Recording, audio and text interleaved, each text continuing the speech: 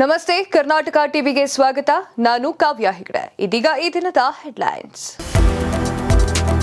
ಲೋಕಸಭಾ ಚುನಾವಣೆ ಮುಗಿದ ಬೆನ್ನಲ್ಲೇ ರಾಜ್ಯ ಸರ್ಕಾರದಿಂದ ಶಾಕ್. ಪೆಟ್ರೋಲ್ ಡೀಸೆಲ್ ಬೆಲೆ ಭಾರಿ ಏರಿಕೆ, ದರ ಹೆಚ್ಚಳಕ್ಕೆ ಬಿಜೆಪಿ ಆಕ್ರೋಶ. ದರ್ಶನ್ ಪವಿತ್ರ ಗೌಡಗೆ ಮತ್ತೆ ಪೊಲೀಸ್ ಠಾಣೆಗೆ ಗತಿ. 5 ದಿನ ದಾಸನ ಗ್ಯಾಂಗ್ ಕಾಕಿ ಕಸ್ಟಡಿಗೆ. ರೇಣುಕಾಸ್ವಾಮಿಗೆ ಕರೆಂಟ್ ಶಾಕ್ ಕೊಟ್ಟಿದ್ರ ಆರೋಪಿಗಳು. ರಾಮ ಮಂದಿರ ಸ್ಫೋಟಿಸುವ ಬೆದರಿಕೆ, ಭಯೋತ್ಪಾದಕರ ಆಡಿಯೋ ವೈರಲ್. ಯೋಗಿ ಸರ್ಕಾರ ಫುಲ್ ಅಲರ್ಟ್. ಛತ್ತೀಸ್ಗಢದಲ್ಲಿ ನಕ್ಸಲರ ಯೋಧರ ಸುದೀರ್ಘ ಗುಂಡಿನ ಚಕಮಕಿ. 8 ನಕ್ಸಲರ ಸದೆ ಬಡಿದ ಇಂಡಿಯನ್ ಆರ್ಮಿ. ಓರ್ವ ಭದ್ರತಾ ಸಿಬ್ಬಂದಿ ಹುತಾತ್ಮ. ಇಟಲಿಯಿಂದ ದೆಹಲಿಗೆ ವಾಪಸ್ಸಾದ ಪ್ರಧಾನಿ ಮೋದಿ. G7 ಶೃಂಗಸಭೆಯಲ್ಲಿ ರಾರಾಜಿಸಿದ ನಮೋ. ವಿವಿಧ ನಾಯಕರೊಂದಿಗೆ ಮಹತ್ವದ ಚರ್ಚೆ.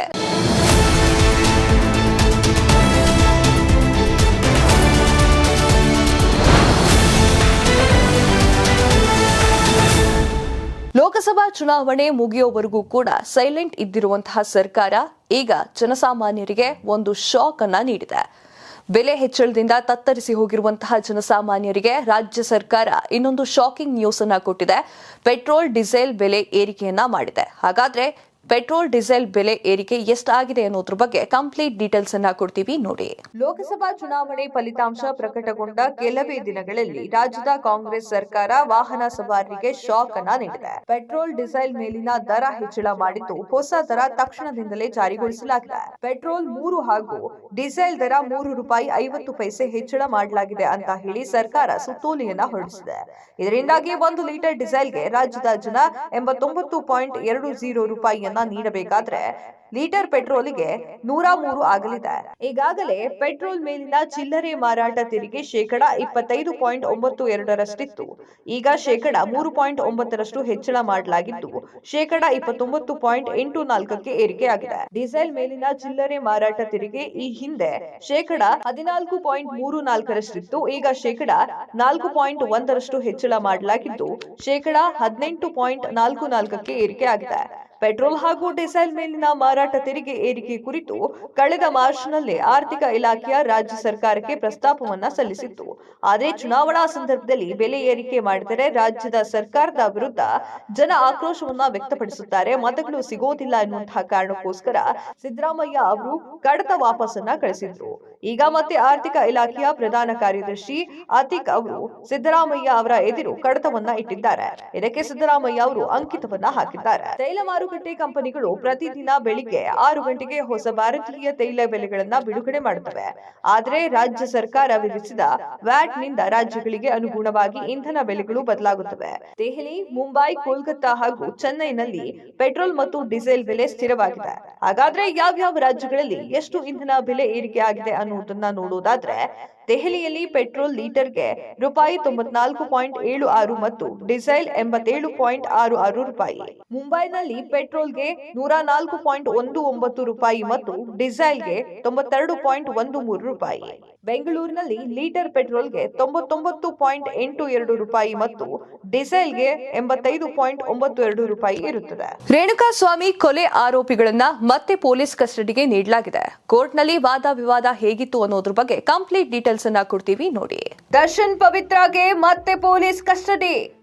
ಚಿತ್ರದುರ್ಗದ ರೇಣುಕಾಸ್ವಾಮಿ ಕೊಲೆ ಪ್ರಕರಣಕ್ಕೆ ನಟ ದರ್ಶನ್, ಪವಿತ್ರ ಗೌಡ ಸೇರಿದಂತೆ ಒಟ್ಟು 9 ಆರೋಪಿಗಳಿಗೆ ಪೊಲೀಸ್ ಕಸ್ಟಡಿಗೆ ನೀಡಲಾಗಿದೆ. ಪೊಲೀಸ್ ಕಸ್ಟಡಿ ನಾಳೆಗೆ ಅಂತ್ಯವಾಗುವ ಹಿನ್ನೆಲೆಯಲ್ಲಿ ಆರೋಪಿಗಳನ್ನ 42ನೇ ಎಸಿಎಂಎಂ ನ್ಯಾಯಾಲಯಕ್ಕೆ ಹಾಜರುಪಡಿಸಲಾಯಿತು. ಈ ವೇಳೆ ಆರೋಪಿಗಳು ಹಾಗೂ ಪೊಲೀಸರ ಪರ ವಕೀಲರ ವಾದವನ್ನು ಆಲಿಸಿದ ನ್ಯಾಯಾಲಯ ಹೆಚ್ಚಿನ ವಿಚಾರಣೆ ನಡೆಸುವ ಸಂಬಂಧ ಮತ್ತೆ 5 ದಿನಗಳ ಕಾಲ ಮತ್ತೆ ಆರೋಪಿಗಳನ್ನ ಪೊಲೀಸ್ ಕಸ್ಟಡಿಗೆ ನೀಡಲಾಗಿದೆ. ಕೋರ್ಟ್ಗೆ ಆರೋಪಿಗಳು ಹಾಜರಾದ ಮೇಲೆ ಜಡ್ಜ್ ಮೊದಲಿಗೆ ನಟ ದರ್ಶನ್ ಅವರಿಗೆ ಪ್ರಶ್ನೆಯನ್ನ ಮಾಡಿದ್ದಾರೆ. ಕಸ್ಟಡಿಯಲ್ಲಿ ತೊಂದರೆ ಆಯ್ತಾ ಅಂತ ಕೇಳಿದ್ದಾರೆ. ಇದಕ್ಕೆ ದರ್ಶನ್ ಅವರು ಇಲ್ಲ ಅಂತ ಉತ್ತರವನ್ನ ನೀಡಿದ್ದಾರೆ. ಇದೇ ವೇಳೆ ಪವಿತ್ರ ಗೌಡ ಅವರಿಗೂ ಕಸ್ಟಡಿಯಲ್ಲಿ ನಿಮಗೆ ಏನಾದರೂ ತೊಂದರೆ ಆಯ್ತಾ ಅಂತ ಕೇಳಿದ್ದಾರೆ. ಆಗ ಪವಿತ್ರ ಗೌಡ ಅವರು ಅಂತದ್ದೇನೂ ತೊಂದರೆ ಆಗಿಲ್ಲ ಅಂತ ಉತ್ತರವನ್ನ ನೀಡಿದ್ದಾರೆ. ನ್ಯಾಯಾಧೀಶರು ಪ್ರಶ್ನೆ ಕೇಳುವಾಗ ಪವಿತ್ರ ಗೌಡ ಅವರು ಕಣ್ಣೀರನ್ನ ಹಾಕಿದ್ದಾರೆ. ಪಟ್ಟಣಗೆರೆ ಶೆಡ್ ನಲ್ಲಿ ಆರೋಪಿಗಳು ರೇಣುಕಾಸ್ವಾಮಿ ಅವರನ್ನ ಕರೆಂಟ್ ಶಾಕ್ ಅನ್ನ ಕೊಟ್ಟು ಹತ್ಯೆ ಮಾಡಿದ್ದಾರೆ. ಹೀಗಾಗಿ ಎಲೆಕ್ಟ್ರಿಕಲ್ ಡಿವೈಸ್ ಅನ್ನ ವಶಕ್ಕೆ ಪಡೆಯಬೇಕು. ಕೊಲೆಯಾದ ನಂತರ ಆರೋಪಿಗಳು ಮೈಸೂರಿನಲ್ಲಿ ಇದ್ರು. ಹೀಗಾಗಿ ಮೈಸೂರಿನಲ್ಲೂ ಕೂಡ ಮಹಜರು ಮಾಡಬೇಕಾಗಿದೆ. ಆರೋಪಿಗಳ ಹೇಳಿಕೆ ಸೋರಿಕೆ ಆಗ್ತಾ ಇದೆ. ಅದಕ್ಕೆ ಆರೋಪಿಗಳನ್ನ ಪೊಲೀಸ್ ಕಸ್ಟಡಿಗೆ ನೀಡುವಂತೆ ವಕೀಲರು ಮನವಿಯನ್ನ ಮಾಡಿದ್ದಾರೆ. ಈ ಕೊಲೆ ಕೇಸ್ ಸಂಬಂಧ ಸಾಂದರ್ಭಿಕ ಸಾಕ್ಷ್ಯಗಳನ್ನ ಮ್ಯಾಚ್ ಮಾಡಬೇಕಾಗಿದೆ. ಈ ಕೃತ್ಯದಲ್ಲಿ ಸಾಕ್ಷಿ ನಾಶ ಯತ್ನ ನಡೆದಿದೆ. ಮೃತದೇಹ ಎಸೆಯಲು ಡೀಲ್ ಆಗಿದೆ. 30 ಲಕ್ಷ ದರ್ಶನ್ ಡೀಲ್ ಅನ್ನ ನೀಡಿದ್ದಾರೆ. ಅದರ ರಿಕವರಿ ಸಹ ಮಾಡಬೇಕಾಗಿದೆ. ಲಕ್ಷ ಹಣವನ್ನ ವಿವಿಧ ಆರೋಪಿಗಳಿಂದ ಸೀಸ್ ಮಾಡಲಾಗಿದೆ. ಅಲ್ಲದೆ ಪ್ರಕರಣವನ್ನ ಮುಚ್ಚಿ ಹಾಕಲು ದೊಡ್ಡ ಸಂಚನ್ನ ನಡೆಸಲಾಗಿದೆ. ಸಾಕ್ಷಿ ನಾಶ ಮಾಡಲು ಆರೋಪಿಗಳಿಂದ ಸಂಚು ಮಾಡಲಾಗಿದೆ. ಅದಕ್ಕೆ ಸ್ಥಳ ಮಹಜರು ವೇಳೆ ಅನೇಕ ಸಾಕ್ಷಿಗಳು ಲಭ್ಯವಾಗಿದೆ. ಆರೋಪಿಗಳು ಕೃತ್ಯದ ಬಗ್ಗೆ ಸ್ವತಃ ಹೇಳಿಕೆಯನ್ನ ನೀಡಿದ್ದಾರೆ ಅಂತ ವಾದವನ್ನ ಮಂಡಿಸಿದ್ದಾರೆ. ಸರಿಯಾದ ಸಮಯಕ್ಕೆ ವಿಚಾರಣೆಗೆ ಆಗಮಿಸದೆ ನಕ್ರ ಮಾಡಿದ್ದ ಪವಿತ್ರ ಗೌಡ ಅವರಿಗೆ ಕಮಿಷನರ್ ದಯಾನಂದ್ ಅವರು ವಾರ್ನಿಂಗ್ ಅನ್ನ ನೀಡಿದ್ದಾರೆ. ಹಾಗಾದ್ರೆ ಏನ್ ವಾರ್ನಿಂಗ್ ಅನ್ನ ನೀಡಿದ್ದಾರೆ ಅನ್ನೋದ್ರ ಬಗ್ಗೆ ಕಂಪ್ಲೀಟ್ ಡೀಟೇಲ್ಸ್ ಅನ್ನ ತೋರಿಸ್ತೀವಿ ನೋಡಿ. ರೇಣುಕಾಸ್ವಾಮಿ ಹತ್ಯೆಯ ಪ್ರಕರಣಕ್ಕೆ ಸಂಬಂಧಪಟ್ಟಂತೆ ನಟ ದರ್ಶನ್ ಸೇರಿ 18 ಆರೋಪಿಗಳನ್ನ ಪೊಲೀಸರು ಬಂಧನ ಮಾಡಿದ್ದಾರೆ. ದರ್ಶನ್ ಅಂಡ್ ಗ್ಯಾಂಗ್ ವಿರುದ್ಧ ಪೊಲೀಸರು ತನಿಖೆಯನ್ನ ನಡೆಸ್ತಾ ಇದ್ದು ಒಂದೊಂದೇ ಸತ್ಯಗಳು ಆರೋಪಿಗಳು ಒಪ್ಕೊಳ್ತಾ ಇದ್ದಾರೆ. ರೇಣುಕಾಸ್ವಾಮಿ ಕೊಲೆ ಪ್ರಕರಣದಲ್ಲಿ A1 ಆರೋಪಿಯಾಗಿ ಇರುವಂತಹ ನಟಿ ಪವಿತ್ರ ಗೌಡ ಅವರಿಗೆ ಕಮಿಷನರ್ ದಯಾನಂದ್ ಸರಿಯಾಗಿ ಕ್ಲಾಸ್ ಅನ್ನ ತೆಗೆದುಕೊಂಡಿದ್ದಾರೆ. ಬೆಳಿಗ್ಗೆ 7 ಗಂಟೆಯಾದ್ರೂ ಆರೋಪಿ ಸ್ಟೇಷನ್ಗೆ ಬಾರದ ಹಿನ್ನೆಲೆಯಲ್ಲಿ ತರಾಟೆಗೆ ತೆಗೆದುಕೊಂಡಿದ್ದಾರೆ. ಪವಿತ್ರ ಗೌಡ ನಿನ್ನೆ ಬೆಳಿಗ್ಗೆ ಬೇಗ ಎದ್ದೇಳಲು ನಕ್ರ ಮಾಡಿದ್ಲಂತೆ. ಹೀಗಾಗಿ ಪೊಲೀಸ್ ಸಿಬ್ಬಂದಿ ಆಕೆ ಏಳುವರೆಗೂ ಕಾದಿದ್ದಾರೆ. ಇದೇ ವಿಚಾರವಾಗಿ ಕಮಿಷನರ್ ಮತ್ತು ಡಿಸಿಪಿ ನಿನ್ನೆ ಪವಿತ್ರ ಗೌಡ ಅವರಿಗೆ ಫುಲ್ ಕ್ಲಾಸ್ ಅನ್ನ ತೆಗೆದುಕೊಂಡಿದ್ದಾರೆ. ಬೆಳಿಗ್ಗೆ 7 ಗಂಟೆಯಾದ್ರೂ ಸ್ಟೇಷನ್ಗೆ ಬಾರದ ಕಾರಣ ಕಮಿಷನರ್ ದಯಾನಂದ್ ಅವರು ಫುಲ್ ಗರಂ ಆಗಿದ್ದು ಇನ್ಮೇಲೆ 7 ಗಂಟೆಯೊಳಗಾಗಿ ಆರೋಪಿ ಠಾಣೆಯಲ್ಲಿ ಇರುವಂತೆ ವಾರ್ನಿಂಗ್ ಅನ್ನ ನೀಡಿದ್ದಾರೆ. ಕಮಿಷನರ್ ದಯಾನಂದ್ ಅವರ ವಾರ್ನಿಂಗ್ ವರ್ಕೌಟ್ ಆದಂತೆ ಕಾಣಿಸ್ತಾ ಇದೆ. ಇಂದು ಬೆಳಿಗ್ಗೆ 7 ಗಂಟೆಗೆ ಸರಿಯಾಗಿ ಪವಿತ್ರ ಠಾಣೆಗೆ ಹಾಜರಿದ್ರು. ಅರೆಸ್ಟ್ ಆದ ಮೊದಲ ದಿನವೇ ನಟ ದರ್ಶನ್ಗೆ ರಾಜ ಮರ್ಯಾದೆಯನ್ನ ನೀಡಲಾಗಿತ್ತು. ಈ ಕಾರಣಕ್ಕೋಸ್ಕರ ಕಮಿಷನರ್ ದಯಾನಂದ್ ವಾರ್ನಿಂಗ್ ಅನ್ನ ನೀಡಿದ್ರು. ವಾರ್ನಿಂಗ್ ಬಿಸಿ ಮುಟ್ಟುತ್ತಿದ್ದಂತೆ ದರ್ಶನ್ ಅವರನ್ನ ಕಸ್ಟಡಿಗೆ ಪಡೆದ ದಿನದಿಂದ ಪೊಲೀಸರು ನೆಲದ ಮೇಲೆ ಕೂರಿಸ್ತಾ ಇದ್ದಾರೆ. ಸದ್ಯ ನಟ ದರ್ಶನ್ ರನ್ನ ಓರ್ವ ಆರೋಪಿಯಾಗಿ ನೋಡಲಾಗ್ತಾ ಇದೆ. ನನ್ನ ಮಗ ತುಂಬಾ ಒಳ್ಳೆಯವನು, ಏನೂ ಕೂಡ ತಪ್ಪನ್ನ ಮಾಡಿಲ್ಲ ಅಂತ ಹೇಳಿ ಆರೋಪಿ ಪವನ್ ಅವರ ತಾಯಿ ಕಣ್ಣೀರನ್ನ ಸುರಿಸಿದ್ದಾರೆ. ಆ ಕಣ್ಣೀರಿನ ಕಥೆಯನ್ನ ಹೇಳ್ತೀವಿ ನೋಡಿ. ರೇಣುಕಾಸ್ವಾಮಿ ಹತ್ಯೆ ಪ್ರಕರಣದಲ್ಲಿ A3 ಆರೋಪಿ ಪವನ್ ನದ್ದೆ ಪ್ರಮುಖ ಪಾತ್ರ ಇದೆ ಅಂತ ಹೇಳಲಾಗ್ತಾ ಇದೆ. ಪವಿತ್ರ ಗೌಡ ಅವರಿಗೆ ಅಶ್ಲೀಲ ಮೆಸೇಜ್ ಅನ್ನ ರೇಣುಕಾಸ್ವಾಮಿಯೇ ಕಳಿಸಿದ್ದಾನೆ ಎನ್ನುವಂತಹ ವಿಚಾರವನ್ನ ದರ್ಶನ್ಗೆ ಹೇಳಿದ್ದು ಇದೇ ಪವನ್ ತಂದೆ ಮಾಧ್ಯಮಗಳಿಗೆ ಪ್ರತಿಕ್ರಿಯೆಯನ್ನ ನೀಡಿದ್ದು ಅವನಿಗೆ ಯಾವುದೇ ತೊಂದರೆ ಇಲ್ಲ. ದರ್ಶನ್ ಜೊತೆಗೆ ಇದ್ದು 10 ರಿಂದ 12 ವರ್ಷಗಳಾಗಿದೆ. ನಾವು ಆಗ್ಲೇ ಹೇಳ್ತಿದ್ವಿ ಬಿಟ್ಟು ಬಂದ್ಬಿಡಪ್ಪ ಅಂತ. ಹೀಗಿದ್ರು ಅಲ್ಲೇ ಹೋಗಿ ಸೇರ್ಕೊಂಡಿದ್ದಾನೆ. ಇದಕ್ಕೆ ನಾವು ಏನೂ ಹೇಳೋಕೆ ಆಗಲ್ಲ. ದರ್ಶನ್ ಮನೆಗೆ ಒಂದೇ ಒಂದು ದಿನ ನಾವಂತೂ ಹೋಗಿಲ್ಲ. ಆತ ಏನು ಕೆಲಸ ಮಾಡ್ತಿದ್ದಾನೆ ಅಂತಾನೂ ನಮಗೂ ಗೊತ್ತಿಲ್ಲ. ಸಂಬಳ ಎಷ್ಟು ಗೊತ್ತಿಲ್ಲ. 10 ರಿಂದ 15 ಹಸುಗಳನ್ನ ಕಟ್ಟಿಕೊಂಡು ನಾವು ಬಡದಾಡ್ತಿದೀವಿ.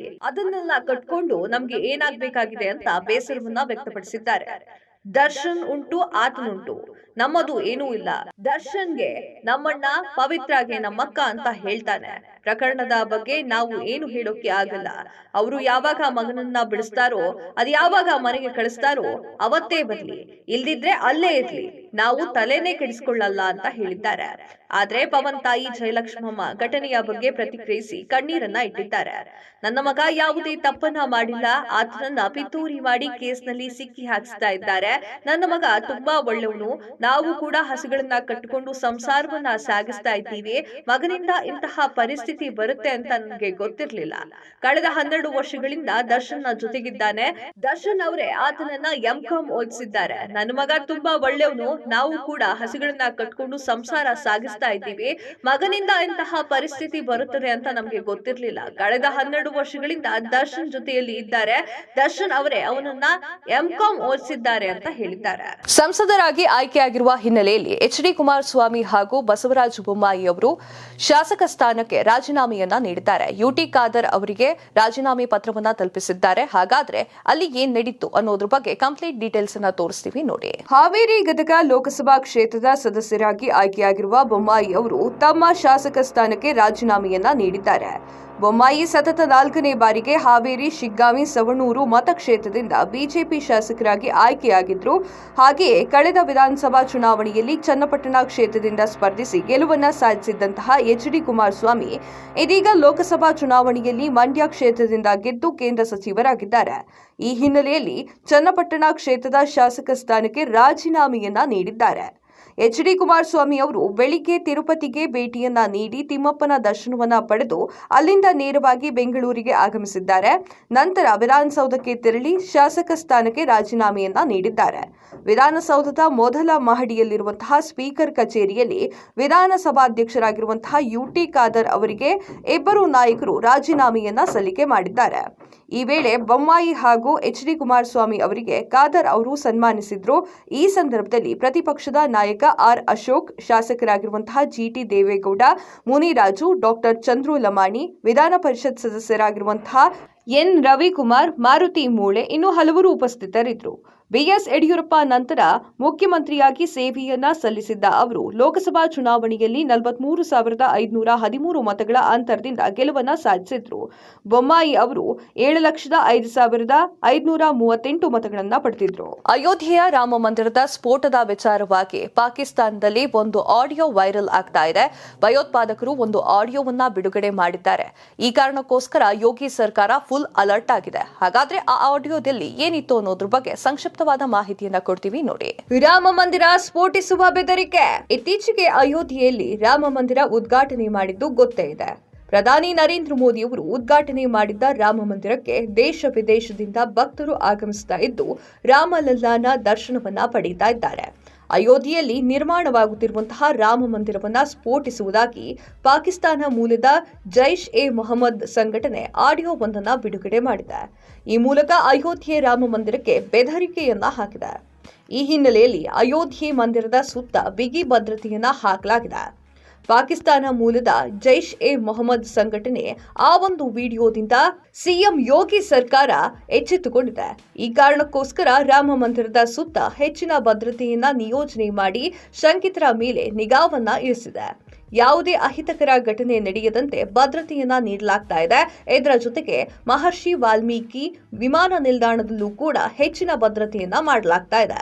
ಭದ್ರತೆಯ ವಿಚಾರಕ್ಕಾಗಿ ಹಿರಿಯ ಅಧಿಕಾರಿಗಳ ನೇತೃತ್ವದ ತಂಡವನ್ನ ರಚನೆ ಮಾಡಲಾಗಿದೆ. ಅಯೋಧ್ಯೆಯ ರಾಮ ಮಂದಿರದ ಹೊರತಾಗಿ ಪ್ರಮುಖ ದೇವಾಲಯಗಳಿಗೆ ಭದ್ರತೆಯನ್ನ ಕಲ್ಪಿಸಲಾಗಿದೆ.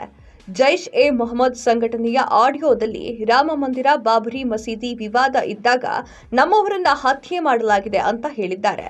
ಆದ್ದರಿಂದ ಮಂದಿರ ಸ್ಫೋಟಿಸುವುದಾಗಿ ಬೆದರಿಕೆಯನ್ನ ಕೂಡ ಹಾಕಲಾಗಿದೆ ಅಂತ ಹೇಳಲಾಗ್ತಾ ಇದೆ. ಅಯೋಧ್ಯೆ ರಾಮ ಮಂದಿರಕ್ಕೆ ಜೆಇಎಂ ಬೆದರಿಕೆ ಹಾಕಿದ್ದು ಇದೇ ಮೊದಲೇನಲ್ಲ. 2005 ಜುಲೈ 5ರಂದು ವಿವಾದಿತ ರಾಮ ಜನ್ಮಭೂಮಿ ಬಾಬರಿ ಮಸೀದಿ ಸಂಕೀರ್ಣದ ಮೇಲೆ 5 ಭಯೋತ್ಪಾದಕರು ದಾಳಿಯನ್ನ ಮಾಡಿದ್ರು. ಆಗ ಭದ್ರತಾ ಸಿಬ್ಬಂದಿಯೊಂದಿಗೆ ನಡೆದ ಕದನದಲ್ಲಿ ಎಲ್ಲ 5 ಉಗ್ರರನ್ನ ಸದೆ ಬಡಿಯಲಾಗಿತ್ತು. ಇದೇ ಸೇಡನ್ನ ಈಗ ತೀರಿಸಿಕೊಳ್ಳಲು ಜೈಷ್ ಎ ಮೊಹಮ್ಮದ್ ಸಂಘಟನೆ ಮುಂದಾಗಿದೆ ಅಂತ ಹೇಳಲಾಗ್ತಾ ಇದೆ. ಈ ಬಾರಿ ಜೈಷ್ ಎ ಬಿಡುಗಡೆ ಮಾಡಿರುವಂತಹ ಆಡಿಯೋವನ್ನ ಅಲ್ಲಗಳೆಯುವಂತಿಲ್ಲ. ಉತ್ತರಾಖಂಡ್ನಲ್ಲಿ ಭೀಕರ ಘಟನೆಯೊಂದು ನಡೆದಿದೆ. ಇಲ್ಲಿ ತುಂಬಾ ಜನ ಪ್ರಾಣವನ್ನ ಕಳೆದುಕೊಂಡಿದ್ದಾರೆ. ಹಾಗಾದ್ರೆ ಯಾವ್ದು ಆ ಭೀಕರ ಘಟನೆ ಅನ್ನೋದ್ರ ಬಗ್ಗೆ ಮಾಹಿತಿಯನ್ನ ಕೊಡ್ತೀವಿ ನೋಡಿ. ಉತ್ತರಾಖಂಡ್ನ ರುದ್ರಪ್ರಯಾಗ ಜಿಲ್ಲೆಯಲ್ಲಿ 26 ಪ್ರಯಾಣಿಕರನ್ನ ಹೊತ್ತುಕೊಂಡು ಹೋಗ್ತಿರುವಂತಹ ಟೆಂಪೋ ಟ್ರಾವೆಲ್ ಆಳವಾದ ಕಂದಕಕ್ಕೆ ಬಿದ್ದ ಪರಿಣಾಮ 10 ಜನರು ಸಾವನ್ನಪ್ಪಿದ್ದಾರೆ. ಅಪಘಾತದಲ್ಲಿ 16 ಮಂದಿ ಗಾಯಗೊಂಡಿದ್ದಾರೆ. ವಾಹನವು ಸ್ಕಿಡ್ ಆಗಿ ಬದ್ರಿನಾಥ ರಾಷ್ಟ್ರೀಯ ಹೆದ್ದಾರಿಯ ಅಲಕನಂದ ನದಿಯ ದಡಕ್ಕೆ ಸುಮಾರು 250 ಮೀಟರ್ ಕೆಳಗೆ ಬಿದ್ದಿದೆ. ಗಾಯಗೊಂಡ 16 ಮಂದಿಯಲ್ಲಿ 7 ಮಂದಿಯನ್ನ ಏಮ್ಸ್ ರಿಷಿಕೇಶಕ್ಕೆ ಹೆಲಿಕಾಪ್ಟರ್ ಮೂಲಕ ರವಾನೆ ಮಾಡಲಾಗಿತ್ತು. 9 ಮಂದಿಯನ್ನ ರುದ್ರಪ್ರಯಾಗ ಜಿಲ್ಲಾ ಆಸ್ಪತ್ರೆಗೆ ದಾಖಲು ಮಾಡಲಾಗಿದೆ. ಗಾಯಾಳುಗಳಲ್ಲಿ ಕೆಲವರ ಸ್ಥಿತಿ ಚಿಂತಾಜನಕವಾಗಿದೆ ಅಂತ ತಿಳಿದು ಬಂದಿದೆ. ಛತ್ತೀಸ್ಗಢದಲ್ಲಿ 8 ನಕ್ಸಲರ ಹತ್ಯೆ ಮಾಡಲಾಗಿದೆ. ಇಂಡಿಯನ್ ಆರ್ಮಿ ತಮ್ಮ ಪವರ್ ಅನ್ನ ತೋರಿಸಿದೆ. ಹಾಗಾದ್ರೆ 8 ನಕ್ಸಲರು ಹೇಗೆ ಸಾವನ್ನಪ್ಪಿದ್ರು ಅನ್ನೋದ್ರ ಬಗ್ಗೆ ಎಳೆಯಾಗಿ ಬಿಚ್ಚಿಡ್ತೀವಿ ನೋಡಿ. ಛತ್ತೀಸ್ಗಢದ ಅಬುದ್ಮಾರ್ನಲ್ಲಿ ಭದ್ರತಾ ಪಡೆಗಳು ನಡೆಸಿರುವಂತಹ ಎನ್ಕೌಂಟರ್ನಲ್ಲಿ 8 ನಕ್ಸಲರು ಹತ್ಯೆಯಾಗಿದ್ದು ಒಬ್ಬ ಯೋಧ ಮೃತಪಟ್ಟಿದ್ದಾರೆ. ಘಟನೆಯಲ್ಲಿ 2 ಗಾಯಗಳಾಗಿದೆ. ನಾರಾಯಣಪುರ ಜಿಲ್ಲೆಯಲ್ಲಿ ಕಳೆದ 2 ದಿನ ದಿನಗಳಿಂದ ಸುದೀರ್ಘವಾಗಿ ಗುಂಡಿನ ಚಕಮಕಿ ನಡೀತಾನೆ ಇತ್ತು. ಈ ಹಿನ್ನೆಲೆಯಲ್ಲಿ 8 ನಕ್ಸಲರನ್ನ ಹತ್ಯೆ ಮಾಡಲಾಗಿದೆ. ಜಿಲ್ಲಾ ರಿಸರ್ವ್ ಗಾರ್ಡ್ ಸಿಬ್ಬಂದಿ, ವಿಶೇಷ ಕಾರ್ಯಪಡೆ ಮತ್ತು ಇಂಡೋ ಟಿಬೇಟಿಯನ್ ಬಾರ್ಡರ್ ಪೊಲೀಸರು 53ನೇ ಬೆಟಾಲಿಯನ್ನ ಅಳವಡಿಸಿಕೊಂಡು ಕಾರ್ಯಾಚರಣೆಯನ್ನ ಮಾಡಲಾಗಿದೆ. T20 ವಿಶ್ವಕಪ್ ಟೂರ್ನಿಯಿಂದ ಪಾಕಿಸ್ತಾನ ತಂಡ ಹೊರಬಿದ್ದಿದೆ. ಅದರ ಕಂಪ್ಲೀಟ್ ಡೀಟೇಲ್ಸ್ ಅನ್ನ ತೋರಿಸ್ತೀವಿ ನೋಡಿ. ವಿಶ್ವಕಪ್ನಿಂದ ಪಾಕ್ ಔಟ್. ಯುಎಸ್ಎ ಮತ್ತು ವೆಸ್ಟ್ ಇಂಡೀಸ್ ನಲ್ಲಿ ನಡೆಯುತ್ತಿರುವ 2024ರ ಐಸಿಸಿ T20 ವಿಶ್ವಕಪ್ ಟೂರ್ನಿಯಿಂದ ಪಾಕಿಸ್ತಾನ ಹೊರಬಿದ್ದಿದೆ. ಅಮೆರಿಕ ಮತ್ತು ಐರ್ಲೆಂಡ್ ತಂಡಗಳ ನಡುವೆ ಶುಕ್ರವಾರ ನಡೆಯಬೇಕಾಗಿದ್ದ ಪಂದ್ಯ ಮಳೆಯಿಂದ ರದ್ದುಗೊಂಡಿದೆ.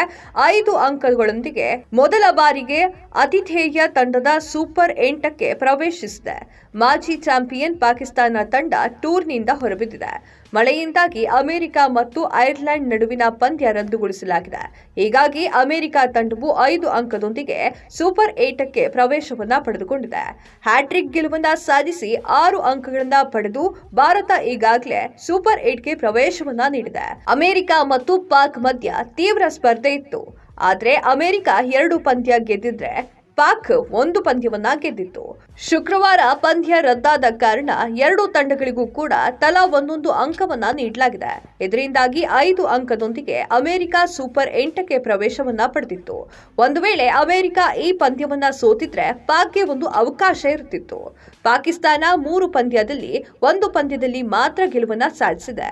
ಭಾನುವಾರ ಐರ್ಲೆಂಡ್ ವಿರುದ್ಧ ಪಂದ್ಯ ನಡೆಯಲಿದೆ. ಈ ಪಂದ್ಯವನ್ನ ಗೆದ್ರೂ ಕೂಡ 4 ಅಂಕವನ್ನ ಸಂಪಾದಿಸಿಕೊಂಡಿರುವಂತಹ ಪಾಕ್ ಸೂಪರ್ 8ಗೆ ಪ್ರವೇಶವನ್ನ ನೀಡೋಕೆ ಸಾಧ್ಯವಾಗೋದಿಲ್ಲ. ಇದಿಷ್ಟು ಈ ಹೊತ್ತಿನ ಪ್ರೈಮ್ ಟೈಮ್ ಆಗಿತ್ತು. ಮತ್ತಷ್ಟು ಸುದ್ದಿಗಳಿಗಾಗಿ ನೋಡ್ತಾ ಇರಿ ಕರ್ನಾಟಕ ಟಿವಿ. ಇದು ಕನ್ನಡಿಗರ ಧ್ವನಿ.